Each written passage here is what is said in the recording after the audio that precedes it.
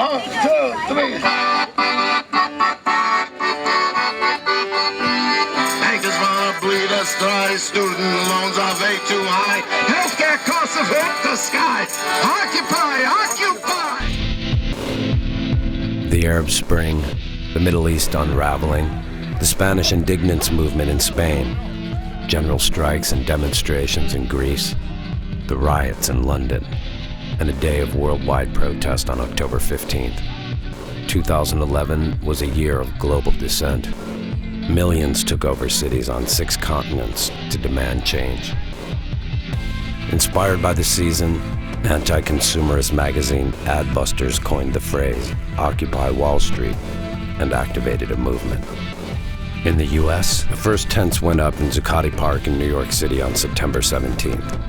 Within weeks, there were occupations in 82 countries. By November, there were some 3,000 occupations globally.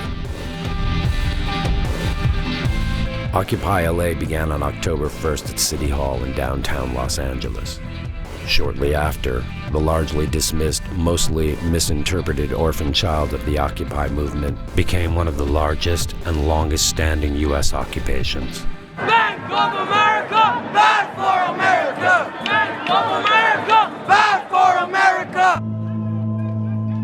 The Arab Spring blossomed in Los Angeles, where the soldiers of the Second American Revolution were locked and loaded. When I say break, you say free! Break! Free! Break! Free! The ideological mercury congealing on the steps just outside the mayor's office, attracting an endless chorus of relevant causes. Now the impossible is possible. Let's take the power. Police violence, animal rights, LGBT, veterans, labor, hemp, slavery, homelessness, indigenous rights, government corruption, corporate greed, the ineffective classist economic system, and the banks. The banks.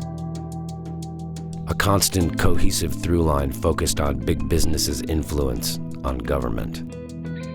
A projected student loan debt of $1 trillion exceeds the total U.S. credit card debt, haunting young people as they endeavor to enter a vanishing job market. Because we live in a system that says in order to get a job, we need a college education.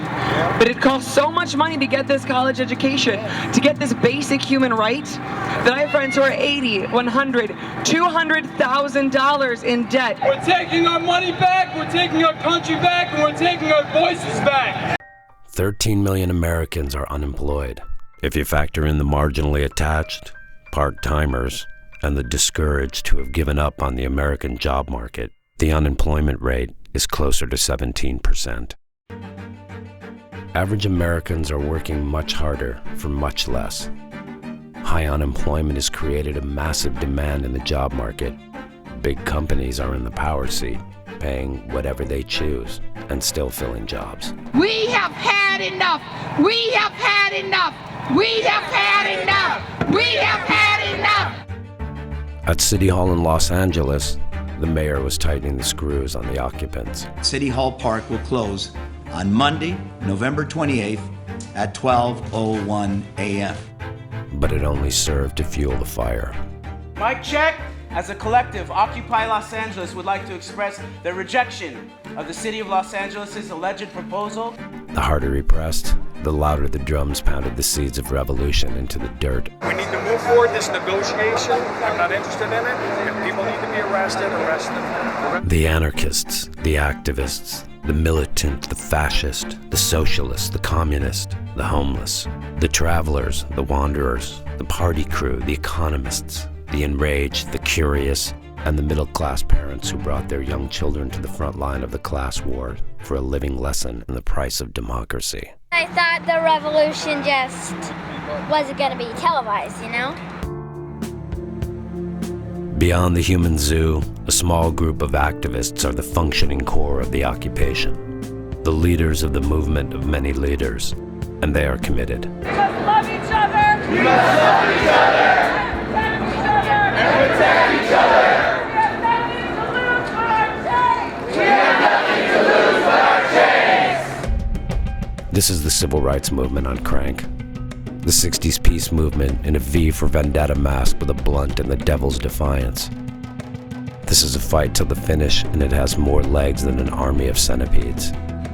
It's not going away fast. The folks of us who are at the center of this are just working as hard as we can to remember that this is way bigger than we are, that this movement represents something that is incredibly important. The end of the physical occupation at City Hall was the beginning of the next phase of the people's movement, beyond the chaos that always precedes order.